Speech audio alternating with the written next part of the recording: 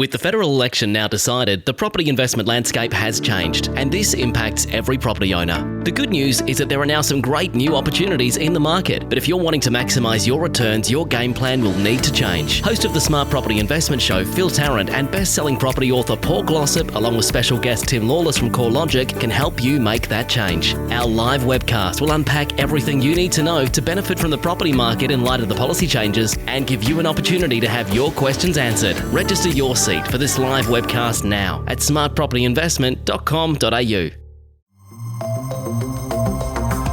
Welcome to the Smart Property Investment Show with your host, Phil Tarrant. Good day, everyone. How you going? Thanks for joining us on the podcast today. I've got an investor in the studio who I've been looking forward to bringing back in. I missed him the first time around. I actually spoke with one of my colleagues on the show. I think I was on holidays or somewhere or other. I couldn't record it, but I did listen to it, and even though the host was pretty mediocre, the guest actually seemed to know what he was doing. Sam Gordon, he's back. He's going to have a chat.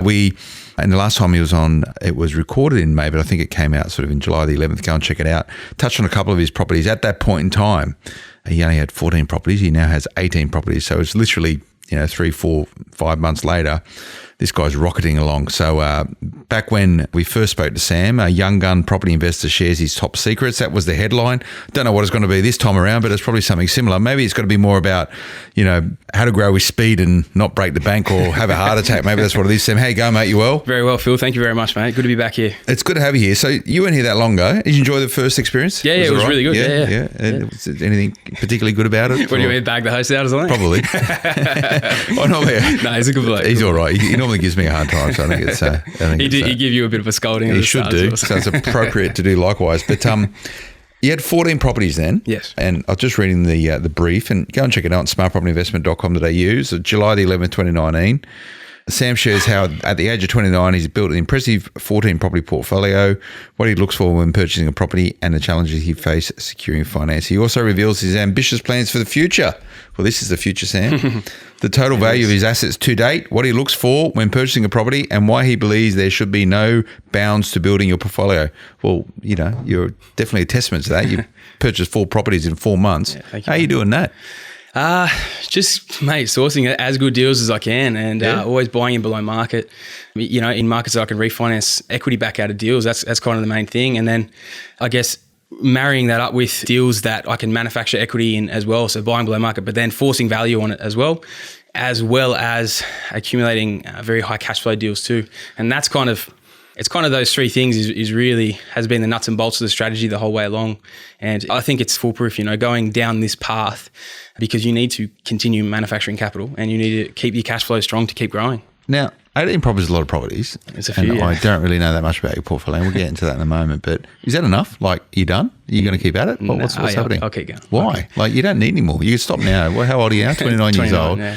Get 3 or 4 property market cycles. Hang up your boots at 60 something, and you're going to have, I don't know how. What's the total value of your portfolio now? 18 properties. With the last ones, the one that's going through at the moment, it tips it up at it's just over 5. I think it's just shy of 5.5 mil. All right. So for our listeners who are sort of relatively new to property, if you've been in this game for a while, you probably know this quite well.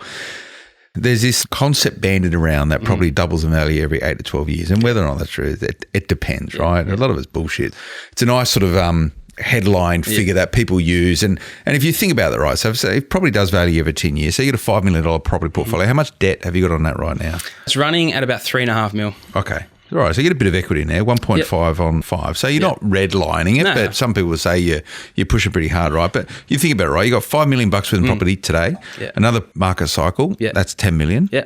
Another market cycle, that's 20 million. Yeah. And another market cycle, that's $40 million, right? Yeah. So this is it. And when property investors sort of think about this, like, no, that's not the way it works. But that's a big number if you don't do anything more, right? And you keep the same $3.5 million of debt. Yeah, so, for sure. A lot of people would say you don't need any more, mate. That's you sorted, unless you like Ferraris and stuff. No, I do like Ferraris. I do? Yeah, what sort of car do you drive? I got a Triton, 2017 model. Okay. Yeah, so you're still trying to pretend to be a tradie or a... Mate, I still do. Get around. A lot of work on my own job. So, you do? Yeah, I know you like the old sweat equity strategy, mate. I do, mate. You got to do it. You got to get your hands dirty. Exactly the same, mate. Are you, I don't want to get into your personal life, but are you married with kids? No, okay, I'm not. So you can be selfish, right? Yeah, that's it. And this is... Put a lot of time into it. This is, it's a real, people talk about assets you have as a property investor, and you can do this, you can do your own work, or you can make money, you can do whatever. at the right time in your life, it's a good time to be a property investor when you can be really selfish, right? Definitely. And I think a lot of people overlook this particular idea sometimes where, if you're in your 20s or your 30s, you don't have a lot of the rigors of a more responsible life. So you can actually be really selfish and you can hustle hard to get stuff done. Definitely. So you obviously get an advantage of that. So 18 properties. Yep. So let's recap a little bit on that. I know you covered it last time you come onto the Smart Property Investment Show. What was your first property? Where was it? First when property, was it? that was it was a 2-bedroom unit in Wollongong. Okay. I bought that back when I was 19. So full 10 years ago now. What job did you have back then? I was in the family business. Okay. And we had a pellet mill. Like we used to manufacture stock feed. Okay.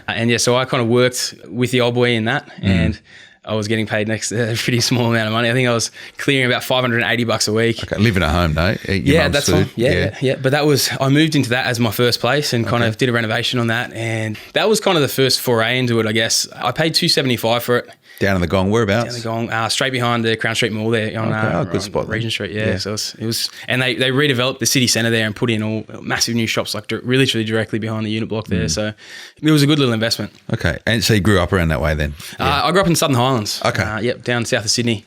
But yeah, I'm used to. I used to travel up into Sydney every day for school and whatnot. So so it was. I think for that it was. I moved about 45 minutes away from home to move down to the Gong and move into it. But it was a good lifestyle choice. I'd say that much. And how much you pay? Sorry, it was $275. $275, and you were living in it. So that's your first property. Yes. Okay. Have you still got that same property? No, I sold that. I'd say I'm great, but I fluked the timing and I sold it right at the peak of the Sydney boom in mid 2017. Okay. I had bought a duplex site and I kind of needed the capital from that, and so I rolled it straight from the deal, straight from that. I almost doubled my money. I sold it for the $525. Okay. And rolled that straight into the duplex site, which I did very well out of that one. So how far between, like down the list of the 18 properties, this duplex site that you bought, where was that? I think that would have been maybe 8 or 9, I think it was. Yeah. All right. So there's a bit of gap between those properties. So it's sat there and you got the benefits of time and capital growth. Yeah, and did the renovations. So you bought that. Yep. And so you got a mortgage, 90%? Yeah, 80%? I did 90% on that. Yeah, I went in with the old 10% deposit. Got myself in with that because it was back when it was easy to get those loans. Yeah. All right, what happened after that? So let's just bang through these because I know a lot of our listeners like to know how people do it. So that's probably number one. Okay, yeah. So I banged that one out, did a renovation, redrew equity out of that, and I went and sourced land wholesale. So I was really networking with a lot of different agents and to really ascertain what was really good value for a block of dirt. And it was in the same sort of region down that Illawarra sort of area. Got a block of dirt back then. I think that was in 2012. I bought that, paid $133 for the land, built on that for it was about 200, pretty much flat. Did all the landscaping, everything like that myself, all the retaining walls, fencing, all that sort of stuff. I think it came in all up, it was about $355K. And that's where I kind of learnt about manufacturing equity because it revaled at $450K when it was finished. So you bought a development site and you went and chose a builder and built a property on it, right? So you didn't buy an off the plan. No. So you did it all yourself, right? Yeah, that block probably would have been worth about $180,000 when I picked that up, but the developer just couldn't shift it. And he had 6 blocks. That was his final stage. It was back when kind of after, we had that peaky sort of heady sort of times when those first home owner grants were going a bit crazy in 2010. And then the market kind of plateaued before it really picked up in Sydney again. And it was around that time where it really plateaued. It was really soft and there was a lot of land on the market down there and no one could really shift anything. So whereabouts in Illawarra was it? It was down kind of Albion Park sort of way. Like I don't want to say too much because I still kind of buy similar-ish sort of area. I'm back in there now buying. So you're a buyer's agent now. Yeah, I am. So you're being cagey. Yeah. All right. I won't give too much. Well, I'm going to get some more out of you, but we're going to do that when we come back from a break. Back in a moment. We get it. You're here listening to the Smart Property Investment Show and you're being interrupted by this ad. We value your ears just as much as your eyeballs, so we'll be quick. Join passionate property investors on Facebook today and we'll fill your Facebook feed with useful tips and tools, plus free education from industry experts and a tribe of people who get it. Passionate property investors. Find us on Facebook now. Welcome back, everyone. Here is Sam Gordon. We're running through his profile. He's going to tell me where his third property was, and he's going to be really specific about this. Whereabouts was it, Sam? It was in the third one was in Adelaide. Okay. Yep. In Adelaide. Yep. All right. And I'm conscious of time. And so what was that? So that was I paid $155,000 for that one. Yep. And that one rented for $260 a week. That was a house. Okay. So reasonable yield. Yep. Yeah. I think I was about just over 8% on that one. Okay. Property number 4. It was in the same suburb. This one had a little bit of development potential on it, so I could chop off the back and build on the back of that one. So I paid $175 for that one, and she rented for $270 a week. Okay. Reasonable yield again. Property number 5. I went up to Brizzy this time. Okay. I was kind of out in that Western Growth corridor. And I paid $212 on that one. Okay. And that was my first big step into renovating. So that one was it was an ex-houso, and it was double brick. It had been beat up to the dumps, and I kind of went in and did a full reno on that. I finished up work on a Friday, drove all the way up there, picked up the keys first thing from Sydney all the way to Brizzy, picked up keys first thing Saturday morning, did 8 days of about 18 hours a day, just back to back, smacked this thing out. Left on the Sunday night, drove all the way back and started work on the Monday morning. Whereabouts in Brisbane was it? That was out Ipswich way. Okay, out Ipswich way. Yeah. Okay, well, that's a big area. All right. Can't give you too much, mate. Number 6. That was out in the same area. Funnily enough, that was within $500 of the other one's purchase price. That was $212.5. Okay. Property number 7. 7 was a duplex site. So I sold down the unit, the initial unit. Yep, that's right. And I bought into that one. Okay, and then you built on that, did you? Yeah, I built on that one. Yeah. Okay, yeah. and did you? How much of this was happening simultaneously, or you just finish, build? Back in those days, it was spaced. So I kind of one after another, but not kind of overlapping, not kind of as crazy as I go these days. Okay. So duplex, all right. Yeah. So that's 2 in there. So that's 7 and 8. Okay, yeah. so 9. 9. I bought another 2 in Brizzy. Okay. Whereabouts in Brisbane? Come on. I can't give you too much. You come on the show, you got to tell us where it's at. That's I got what people want. One was in Logan, another one in Brizzy. Another one in Ipswich way. Logan and Ipswich. Yeah. Okay.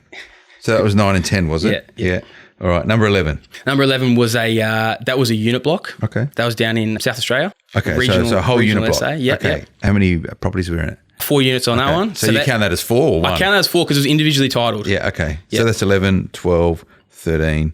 And 14. Yep. Okay. So were they 2-bedders? They were all 3 2-bedders in a line at the front, and then the back one was a 3-bed. This is where the real value was in this deal. Well, for one, the guy, it was a divorcee sale. He had to sell it, and I'd been kind of searching that area for a good unit block at the time. And these ones came on. They were I got contacted before they hit the market. They were slightly cheaper than what an entire block was in that area for the similar sort of product. But the back one was a 3-bed. It was almost the size of a house. It had a yard and it had a detached double garage on it as well. Okay. Plus, it was already individually titled. And when I went to council, kind of ran the numbers on a few other deals, it was individually titled. These things was about $20K per unit because none of them were built with the fire rating straight to the roof. So you had to do the fire rating through to the roof, all the developer contributions and whatnot for it. They were about $20K each. So on that deal alone, when I pushed that one through, I then got them, because I bought them all in one line, I then got them refinanced out into separate loans. I was actually able to pull out more than my entire capital out of the deal. Sorry, I actually renovated them all as well and then was able to pull out. I think that deal actually paid me $5,000 per unit to own them at 80% LVR. Okay. So you just dealt with a whole bunch of complicated terms. Sorry. Yeah. I'm all right. It's okay. But let's break it down. So 4 units. Yep. 3 2-bedders and 1 3-bedder, which was self-contained. Yeah. So 4 blocks, all individually. So they're already individually titled, but not strataed. No, not strataed. All owned by one person. Yes. Or one. So in South Australia, they don't strata title. They community title. Yep. So they're all on their own individual title, but I bought them in a line. Yeah. Okay. Yep. So you control the whole thing. Yeah, that's right. Which suburb was it in? Regional SA. I can't give away this one because this is the market that I'm very active in, and I get a lot of these for clients. So how many kilometres from the Adelaide CBD is it? 100. 100. Yeah. Okay. Which direction? Come on, Phil. Come on, man. Let me keep something. So how much did you pay? How much did you pay for the lot? I paid $364 for it. For the whole so 91K per unit. Yeah. Okay, 91K per unit. Yeah. Okay, all right. And I got them revaled back post-reno. So I renoed them for $8,000 each. Yep. That's a funny story in itself. But yeah, 8K reno per unit. I got them revaled back at $140 per unit. Okay. And then, so what I was able to do in that scenario was I was able to refinance it back out at an 80% lend on the 140. Yeah. And pull out all that initial capital plus extra. Your reno money. Yeah, that's it, plus extra. And then that's essentially how it paid me on the way through. That's cool. And you still own them all. And what are you renting them at? They're all rented at $190 a week. Okay. And the one at the back? Is that? The one at the back is $220 on that one as well. So okay. Overall, it's about 10% 10%. So you're about eight, just over $800. Yeah. That's not bad, is it? Yeah, no, it's pretty good. Okay. So that was up to 14, was Yep. it? So and that's when you left off the last time you were here, was Yep. chatting about that particular Yeah, that's it. Okay. So what's happened for the last 3 or 4 months? So, well, I've been very active as a buyer's agent. So I'm out there buying a lot of property and, you know, you're getting access to a heap of deals. And sometimes it's funny, you get deals and you don't have the clients there ready to buy them. And I'm not one to let a good deal go to waste. So there's been times where I just had to kind of buy this thing myself. And you poor thing. Oh, mate, I feel very sad saying it, but no, I love it. So, so I've, you know, picked up a few more things on my way through and so it's been good. But so since then, let's talk 15, 16, 17 and 18. yeah. So 15, I got. So you've only sold one property, the first property you've ever bought as an owner-occupier. Yeah. Yeah. Okay. Yeah. Okay, 15. Yeah, 15. So for the next two, I bought 2 more in Ipswich and 1 more in Logan. Okay. Logan. Yeah. Yeah. And the most recent purchase? I bought a 5-unit block in that same town, but it is not yet individually titled. Okay, so you count that as one. Yes. So there's 5 more properties. Yeah. So already got 23 properties. So it's 23 doors that you're generating. Yeah, I mean, once it's chopped down. So okay, that's interesting. So the most recent purchase, how many units? 5 units. 5 units, Yeah. all 2-bedders? They're all 2-bedders, Yeah. and they're in a better location of town. Okay. So they will get valued at more. And this is in Ipswich? No. This is in the same town that I bought the other unit block. Okay, which is 100 odd kilometres from Adelaide. It's somewhere. Okay. It's a big population. It's very good employment population, all that sort of stuff in the area. Like I'm very confident, kind of quite bullish on the area. And so, you know, you can accumulate and hold that sort of stock and get quite a good return on it. How much did you pay for the 5? The 5, 440. So it's 88K a unit. Okay. Reasonably well priced. And reno stuff, you got a reno and do it? Yeah, I'm going to go down and smack out another reno on that too. So what do you do? Just go down there for a period of time and just project manage and No, get mate. your hands dirty? Yeah, It's a do it lot to myself. do, like five apartments. It's kind of funny. Like I've done a few units now, so much so that I kind of know. Like what I'll do is I'll probably do it in 2 trips because I'm quite busy with work now as well. But I could do 5 units in 2 weeks. Okay. I'd break them up between 2 weeks. Like a week per one. Yeah. I'll go down the first one. I'll do 2. This is a funny story. So. one of the dudes when I was down there, the building and pest inspector, he was around the corner doing a job for a client of mine, a purchase that I'd had, and that was going through. And he said to me, "Oh, where are you staying for the reno?" He goes, "Oh, you staying? You know, which hotel?" I go, "Oh no, I'm just gonna pop up an air mattress and just kind of sleep, knock it out, and do the whole thing." He goes, "Mate, you're not sleeping on the air mattress." I go, "No, that's all right." And he goes, "Oh, look, just come over for dinner later, and we'll see if we can sort something out." So I go over for dinner later, and I walk in, and the wife's like, "Who the hell is this bloke?" Like she just starts like ripping into the husband, and he's like, "Oh, it's all right, it's just Sam." And so I had dinner with him, and then they ended up putting me up in this is on the initial 4 that I did down there, and they ended up putting him up in the granny flat out the back. That's all right. And so that was pretty cool, and just kind of crashed at their place for. So this guy's just dragged home some random bloke. Yeah, it was pretty cool. It was. So you got your own granny flat down there now for essentially whenever I want to. So that's funny. You make your own luck, right? You know, it's pretty good. So this reno is not done yet. You're doing it. Oh yeah, I have not done that yet. Okay. So is it? If exchange, have you settled? Yeah, it's unconditional. Okay. So it settles in. I think it's mid-October. This one settles. Okay, and you'll rock it down there and get going. So in terms of doing renos yourself, like you can't do plumbing and electrical, but you'll pretty much do anything else, will you? Yeah. Oh, mate, even the plumbing, I kind of have a crack at most things. Yeah. Got a few stories about things you shouldn't bother doing, like don't change the toilet yourself. Just pay someone to do that. And you've got to make sure you've got a duty of care as a landlord as well to make sure that any work done is appropriate as well. Like plumbing, right. You could do some of the roughing in and all that yourself. That's it's pretty easy. Changing your taps, connecting up your dishwashers and all those sort of things that plumbers will sting you for quite heavily. But those sort of things that you can have a crack at and taking care of yourself, most of the time I'll have a crack at doing them. But, smashing out a kitchen and putting a new one in, even your painting and stuff like that. Like if you're willing to put the hours in to get it done, you can smack them at yourself and save.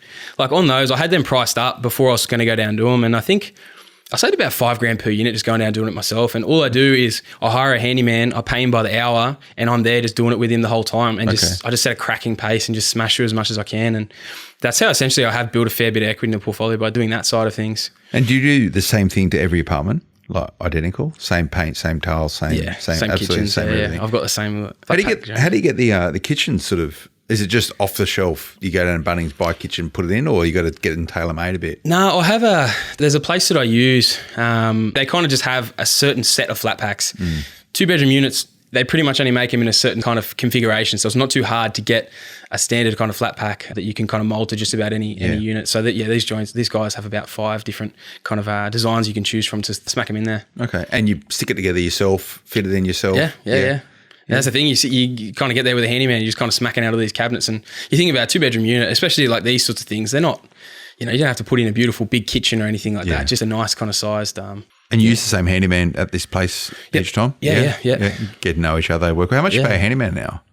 He's only about $30 an hour or something. Okay. Yeah, he's not too bad. So they just sort of can do anything as well. Yeah. And I guess that's the thing. When you're there working with him, he's going to keep working with you at the same kind of pace. He can't he can't jump on his phone for an hour or bugger off down to the KFC. Keep an eye on him. Yeah, that's it. How many schooners you drink every night after work, after a hard day's yakka? Do I? Yeah. It's a mandatory 5 or 6. I'm a rum man. I like the rum. Oh, yeah? I'll smack the rums, but I save them for the weekend. Yeah, that's good. I want to have a chat about financing. We're going to do that when we come back from this break. Back in a moment. G'day everyone, we're running through Sam Gordon's portfolio and we're at his most recent purchase, which is just about to settle. It's a block of 5 units somewhere 100 kilometres from Adelaide, and he's not really telling us where they are, but get your, what do you call your little compass thing out, you'll probably work out. Whereas a lot's happening down that way anyway at the moment around Adelaide. It's very sort of mixed and diverse. It's never going to set the world on fire, Adelaide, but it's always been a good, strong, steady performer if you buy well. And just on that basis, how do you what's your sort of guiding strategy for making sure you're buying well? You said that this is the second block of units you've bought in the same area. So, how do you know they're good? Typically with these sort of plays, so the way I run my strategy, I run by something I call it the Trident formula.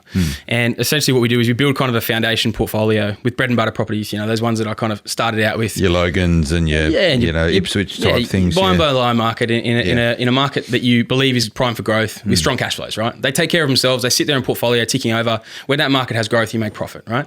But you build a foundation of them, and then you move on to accelerated strategies, which is the Trident for me, right? So then what I'll do is I'll go down the Trident, essentially 3 prongs, about 3 spearheads. The first one is manufactured equity. The second one is high cash flow. And then the third one is another foundation property. So you're always adding another 1 or 2 in the portfolio every time you go through the Trident. So the manufactured equity is to make sure you don't run out of capital. Because the biggest thing you got to consider when you're building a portfolio is what are you going to run out of next? Are you going to run out of cash flow? Or you're going to run out of capital and equity to keep moving the portfolio. Because if you run out of one or the other, you're stopped, you're dead. So the idea is you build the foundation and then you keep building whichever one of those you need next in the portfolio.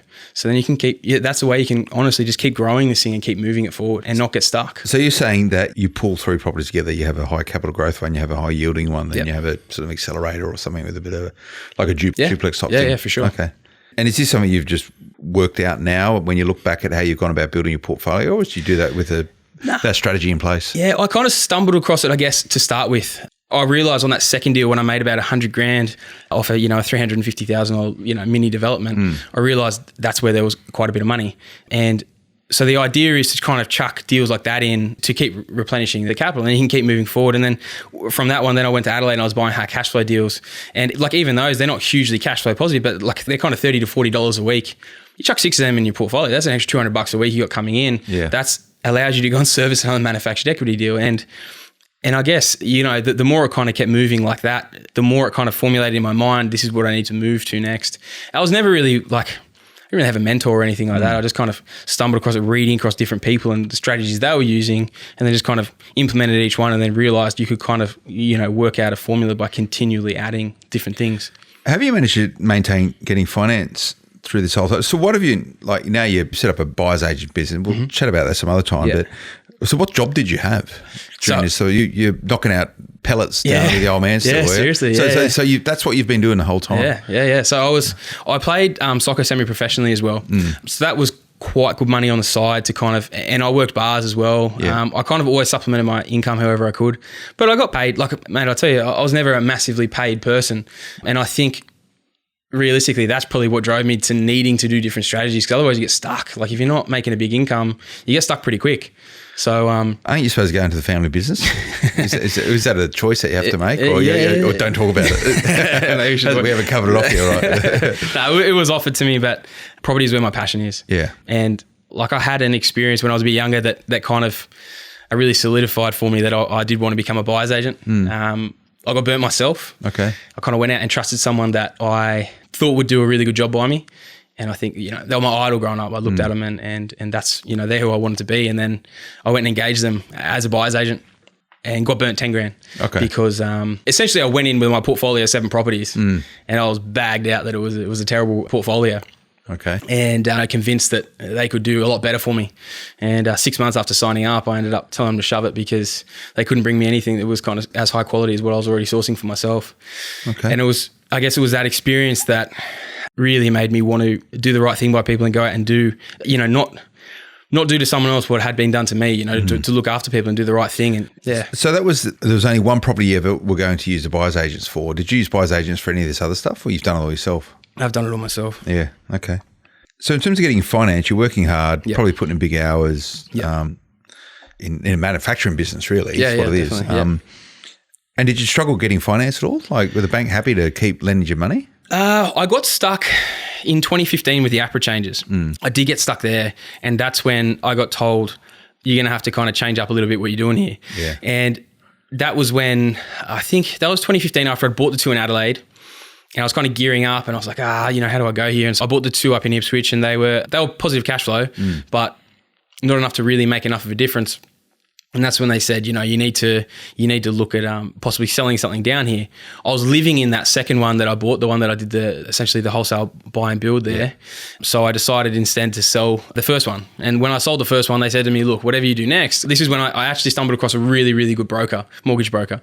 And they said to me, look, if you don't want to get stuck, you have to do something here that's going to be different from what you've done before. They didn't know what to do. They were a really good mortgage broker. They wanted buyers. They didn't want a property strategist. So they said, look, you're going to have to figure out something here. Otherwise, you're going to get stuck, because they knew what I wanted to achieve. And that's where I came up with, when I did the duplex, like that deal, I think it cost me all up about $680. It got revaled just after it had been finished construction for about $950. Okay. I made some pretty decent money off that, and positive cash flow was about $12,000 a year. Yeah. And so I was able to pull all my capital back out of the deal after I revaled it and was able to pull that out and still had positive cash flow. So that kind of makes up the core of the different things I look at, like that, the uniblock I bought. Some people, there are people that are against buying regionally, and you can see, maybe a third of the portfolio is regional.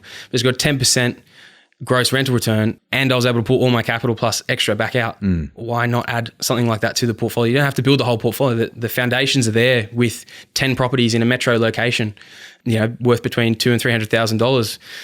So that's just the cash flow deals that I needed to add to the portfolio. And I was able to pull the cash back out to put them into other deals anyway. Are you tapped out now? Like, you set up a business, buyer's agent, but it doesn't matter. Like all self-employed people for the first year or so of starting a business, you pretty much tapped out. Banks don't really like to lend you money until you can show them a nice, healthy balance sheet and a profit and loss statement. That's right. How's it going? So is that it for you now? Are you concentrating on...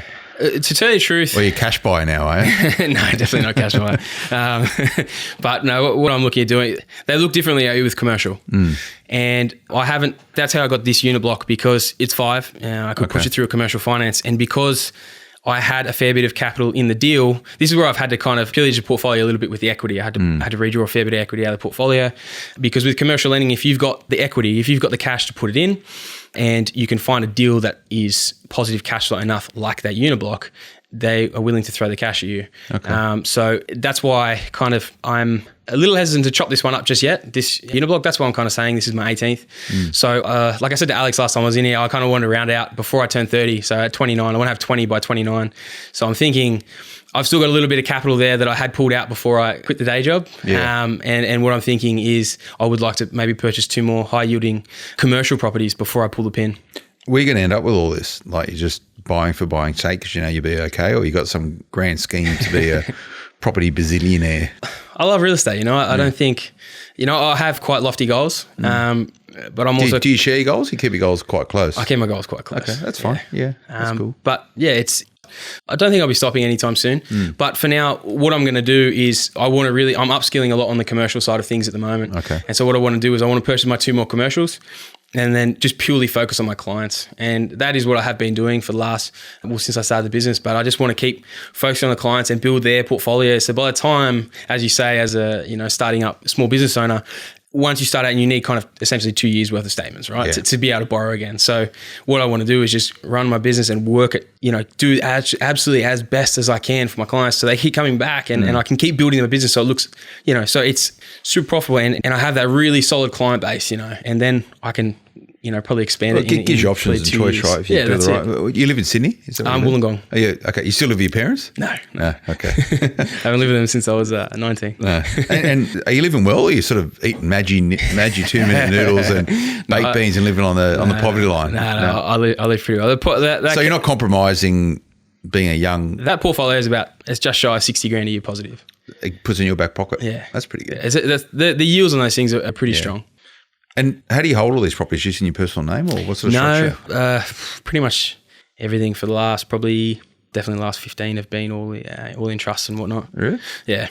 Have you got much in New South Wales in trust? Because if you do, you get hammered on land tax, right? So like at the moment, because I sold the Wollongong unit, and then the other, like the duplex and the other house that I've got down there as well, they are, the other house is still my own home as well. Okay. But the duplex is in my own name. That was the last one that I purchased before I turned to trusts. Yeah. And who sort of helps you on that sort of stuff? Have you got a good accountant? I've got a really good accountant. Yeah. And they sort of do give you recommendation on trust. Have you got multiple trusts or just one trust? Yeah, I got multiple trusts. Okay. Yeah. Which is, if you go down a path of building a portfolio this size, structure really becomes important, and if you're buying up in, as I mentioned before, and if you buy in a trust in New South Wales, you get no land tax breaks. You pay land tax on the very first dollar if it sits within a trust. And we'll look at our portfolio on Smart Properties portfolio. We get hammered on land tax. But in Queensland, for example, you don't pay land tax up until a particular point in a trust, and then you can just set up a new trust and start again, right? So that you really need good advice when it comes to this sort of stuff. Otherwise, it's very important. That 60 grand of positive cash flow can get eroded away really quickly, right? Very quickly. Really quickly. But that's cool. Well, thanks for coming in, Sam. Yeah, no problem. Enjoy the chat, mate. Thank you very much, mate. So when you come in here next time, say it's a year's time. Yeah. What are you going to tell me? Well, I definitely hope I've hit my 20. It's like this time next year, isn't it? With what's that guy's name? Carl Stefanovi. He's got that show on TV. Yeah, this time next year. I'm going to arrive in my Ferrari. No, I'm not too sure. I want to hit my I'll hit my 20 by the end of this year. Okay. Just to pick up those 2 commercials on the side. But man, I'm hoping I've built my business to a really healthy state. Got a lot of clients. I'm helping a lot of people. That's honestly my passion, mate. I could I literally start work at 7 in the morning every morning after a gym, and then I'll work all the way through to 10 p.m. every night. I love it. I absolutely love meeting with people and strategizing with them and helping people realize what they can do. And that's honestly, mate, that's what I love doing. So I'm hoping by the time I come in next year, that's where I'm at. I've grown into a really healthy position and hopefully I'm swinging. Cool, mate. Keep plugging away. It's good to hear. And, I'll keep an eye on what you're up to and how you're doing it. And, it's good to see, I've got all the time in the world for people out there having a crack. So, mate, keep at it. Really good. Phil, thanks very much, mate. Appreciate being here. Really good. Thanks for tuning in, everyone. Remember, and Sam's going to do this for me. He hasn't left a review yet on the Smart Property Investment Show. Have you? No, you haven't. No, I subscribe. I haven't left. Sorry. Come on. Sorry, mate. mate. So he's going to leave a review, and I get asked how our listeners can help out, and that's one way you can really do it. Just leave a review on iTunes. The guys and girls here at the Smart Property Investment Show get a real kick out of it. There's a big team here working away behind the scenes who I get all the glory standing here talking, but they do all the heavy lifting and the hard work. So if you could do that, that'll be really, really good. Follow Sam's lead. I'm sure he's going to give a 5-star review as well. Matt, you're something, mate. It'll be a 5 stars. It's a good show, mate. That's cool. And we love what we're doing. We'll keep doing it. And if you've got any feedback or any way which you think that we can improve what we're doing, you can email the team here, editor@smartpropertyinvestment.com.au. We always like to tweak things and keep pushing ahead. We're going to do a big Q&A episode soon as well. So send your questions in, ask anything, and I'll make sure I'll get someone in to have a chat about that and answer those questions. So that's editor@smartpropertyinvestment.com.au. If you just want to make sure you're staying abreast of everything that's happening in property and property investment right across Australia, just smartpropertyinvestment.com.au, or you can subscribe there. Social media as well, just search Smart Property HQ. That's lots of things to remember. But thanks, Sam. I'll see you next time, and look forward to seeing or hearing or being in your ears next time around on the Smart Property Investment Show. Until then, bye-bye. The information featured in this podcast is general in nature and does not take into consideration your financial situation or individual needs and should not be relied upon. Before making any investment, insurance, tax, property, or financial planning decision, you should consult a licensed professional who can advise whether your decision is appropriate for you. Guests appearing on this podcast may have a commercial relationship with the companies mentioned. If you're a regular listener to the Smart Property Investment Show, then odds are you're already a property fanatic who loves hearing stories on investing from real people, the good, the bad and the ugly. Be with people just like you and join the group Passionate Property Investors on Facebook now. Become part of a community who know what to do and when to do it. And the time to do it is now. Passionate Property Investors. Tribe, tools and tips. Find us on Facebook today.